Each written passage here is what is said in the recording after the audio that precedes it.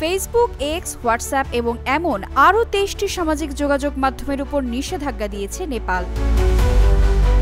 দেশটিতে ইন্টারনেট সেবাদানকারীদেরকে প্রধান social media এবং যোগাযোগ প্ল্যাটফর্মগুলোর অ্যাক্সেস ব্লক করার নির্দেশ দেওয়া হয়েছে। দেশটিতে Instagram, Messenger, YouTube, Reddit, LinkedIn, Discord, Pinterest, signal, threads, WeChat, কোরা, টামলার, ক্লাবহাউস, রাম্বল, লাইন, ইমো, জালো, সোল, হামারো প্যাট্রো, এমআই ভিডিও এবং এমআই ভাইক 3 এখন ব্লকড। হঠাৎ কি এমন হলো? আদালত অবমাননার মামলার সুপ্রিম কোর্টের নির্দেশনায় নেপালি সরকারকে নির্দেশ দেওয়া হয়েছিল যে দেশটিতে কার্যক্রম পরিচালনা করার আগে সমস্ত দেশি বিদেশি অনলাইন প্ল্যাটফর্ম কর্তৃপক্ষের সঙ্গে নিবন্ধিত হতে হবে। অবাঞ্ছিত কন্টেন্ট পর্যবেক্ষণ করার নির্দেশনাও ছিল। তার জন্য সময়সীমা বেঁধে দেওয়া হয়েছিল 7 দিন। যেসব কোম্পানি সরকারের নির্দেশনা অনুযায়ী নিবন্ধন করতে ব্যর্থ হয়েছে তাদের বিরুদ্ধেই সরকারের এই সিদ্ধান্ত নিয়েছে। এখনও চালু আছে টিকটক, ভাইবার, ওয়েটক এবং টেলিগ্রাম। নিম্বাস নিবন্ধিত হয়েছে এবং গ্লোবাল ডায়েরির নিবন্ধন প্রক্রিয়াধীন আছে।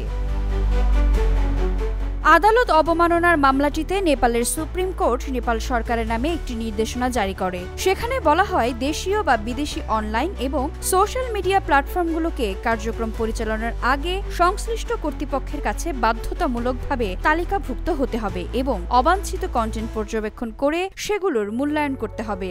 নেপাল সরকারের মন্ত্রিপরিষদের সিদ্ধান্ত অনুসারে আদেশটি বাস্তবায়নের জন্য যোগাযোগ ও তথ্য প্রযুক্তি মন্ত্রণালয় একটি পাবলিক নোটিশ প্রকাশ করে। সামাজিক মাধ্যম ব্যবহার নিয়ন্ত্রণের ওই নির্দেশিকা অনুসারে সোশ্যাল মিডিয়া প্ল্যাটফর্মগুলোকে তালিকাভুক্ত হতে 7 দিন সময় দেওয়া হয়। এক্সট্রিম মশার কয়েল প্ল্যান্ট ফাইবার দিয়ে তৈরি। ডেঙ্গু, চিকুনগুনিয়া বাহি সহ যে কোনো মশার বিরুদ্ধে দেয় এক্সট্রিম সুরক্ষা।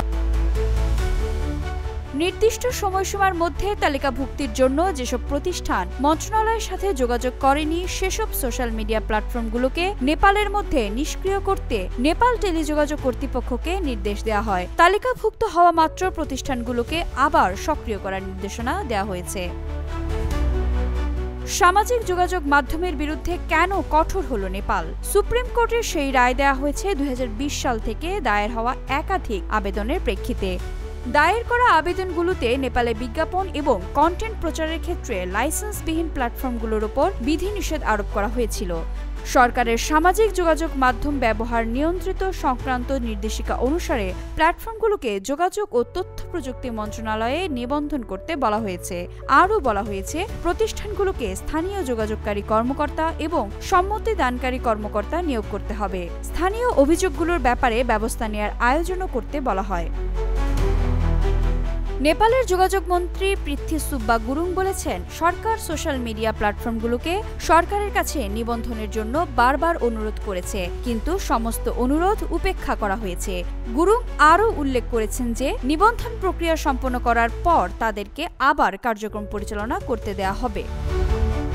তবে কিছু অধিকার গোষ্ঠী বলছে নেপাল সরকারের এমন সিদ্ধান্ত মত প্রকাশের স্বাধীনতা এবং সংবাদপত্রের স্বাধীনতার জন্য হুমকি। Committee to Protect Journalist and Access Now ওই আদেশকে অতিরঞ্জিত সেন্সরশিপের সাথে তুলনা করেছে। এদিকে জাতীয় স্বার্থের বিরুদ্ধে যায় এমন কন্টেন্ট প্রচারের শাস্তি হিসেবে জেল জরিমানার সাজা আরোপের জন্য প্রস্তাবিত সোশ্যাল মিডিয়া বিল সংসদে বিতর্কের মুখে পড়েছে।